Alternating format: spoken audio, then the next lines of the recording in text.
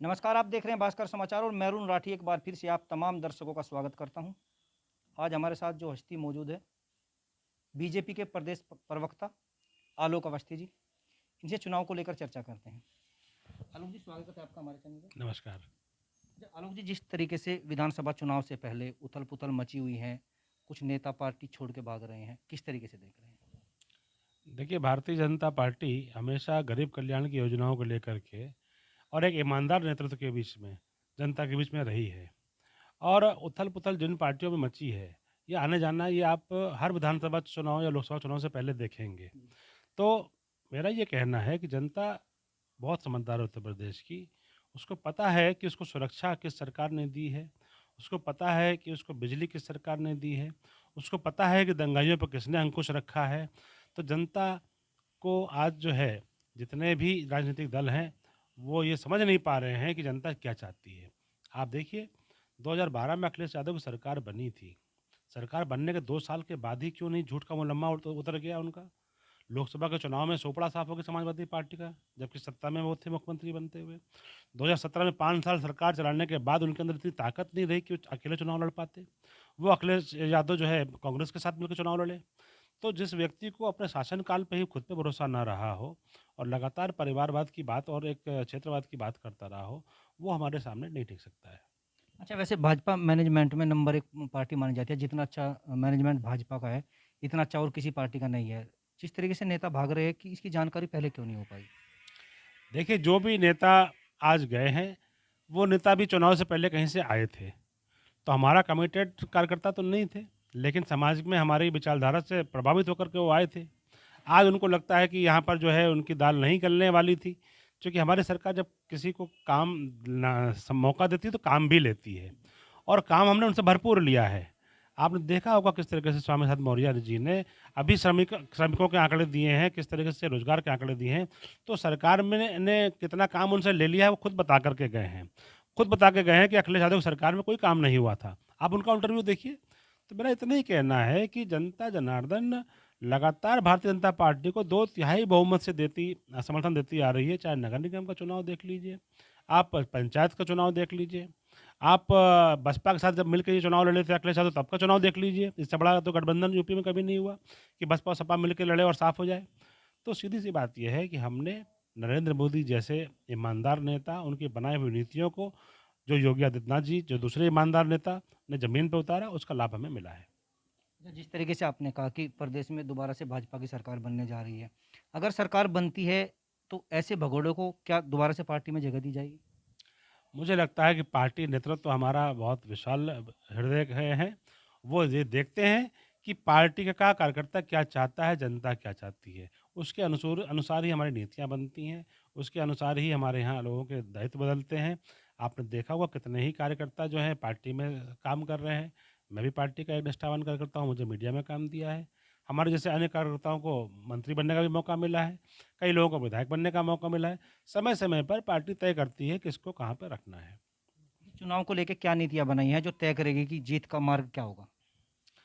Bharatiya Janata party Narendra Modi ji के द्वारा जो नीतियाँ बनाई गई थी, हर गरीब को आवास, हर गरीब के घर में चूल्हा जलने के लिए गैस, हर गरीब के खर्च के लिए पैसे, हर गरीब के घर में अनाज, हर गरीब को उचित शिक्षा, हर गरीब के स्वास्थ्य का बीमा, यही हमारी नीतियाँ रही हैं। और जो हमने गुंडे बदमाशों और दंगाइयों पे जो कार्रवाई करी है कि कोई किसी की ईमानदारी से कमाए कमाए हुए पैसे को लूट ना सके, इसको हमने रोका। और सबसे बड़ी बात, बिजली आज हर घर में आ रही है, जो कि पहले खाली मात्र 5 वीआईपी जिलों में आती थी। एक बड़ा अंतर भारतीय जनता पार्टी ने खड़ा किया है।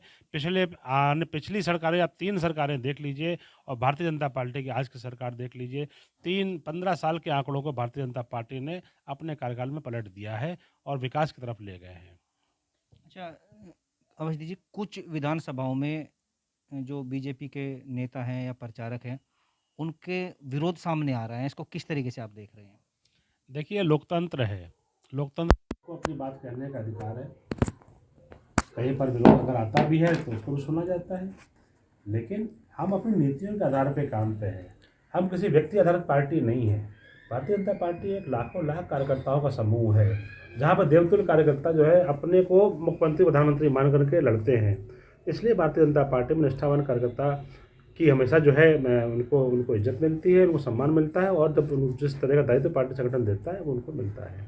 अच्छा, कुछ किसान अभी भी नाराज है, वो भले ही नाराजगी आवारा पशुओं को लेके हो या गन्ना भुगतान की, तो किसानों को संतुष्ट करने का जहाँ तक आप गन्ना के भुगतान की बात करते हैं, 97,000 करोड़ रुपए मात्र जो है अखिलेश यादव की सरकार में गन्ने का भुगतान हुआ था। 11 लाख करोड़ के 11,000 करोड़ के आसपास गन्ना भुगतान बकाया छोड़ के गए थे। 8 साल का बकाया था।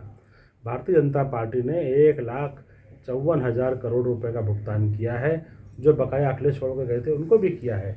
और आपके क्षेत्र में रमाला जो बागपत में एक रमाला चीनी मिल है, आप देखिए रमाला चीनी मिल वो क्षेत्र जो है चौधरी चरण सिंह का रहा है, उस रमाला चीनी मिल का विस्तार किया है। एक भी चीनी मिल बंद नहीं होने दी है।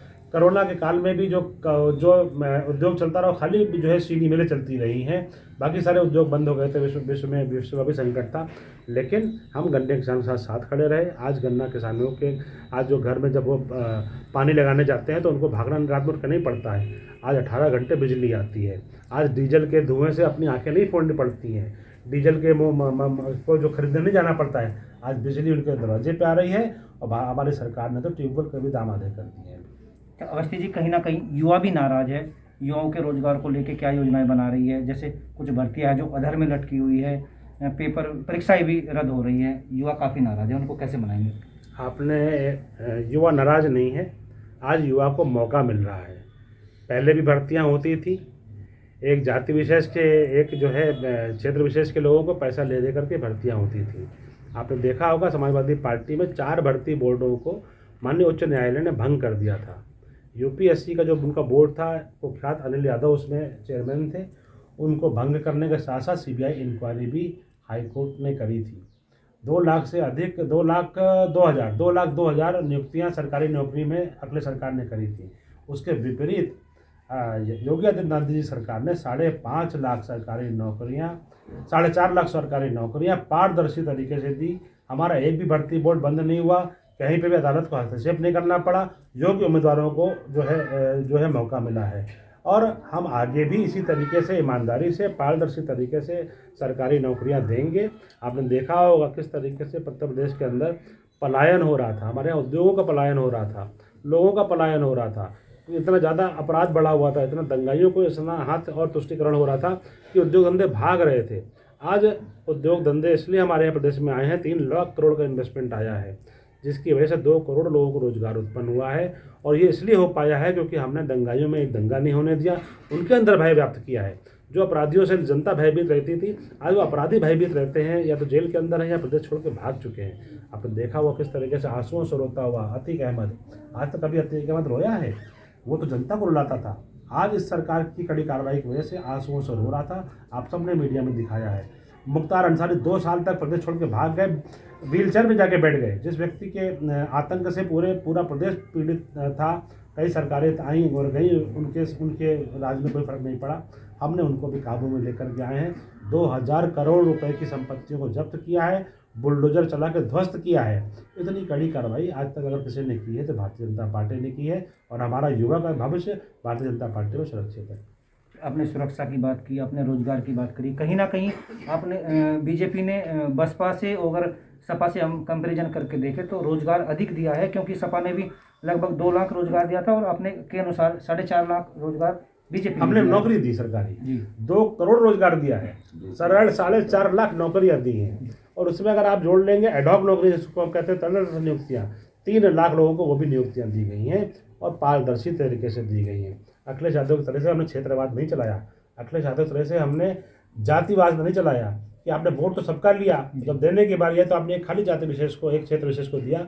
यह नहीं करना चाहिए। शासक को हमेशा सबको बराबर से देखना चाहिए और पारदर्शी तरीके से योग्य उम्मीदवारों को मौका देना चाहिए। भारतीय जनता पार्टी ने ईमानदारी से मौका दिया है।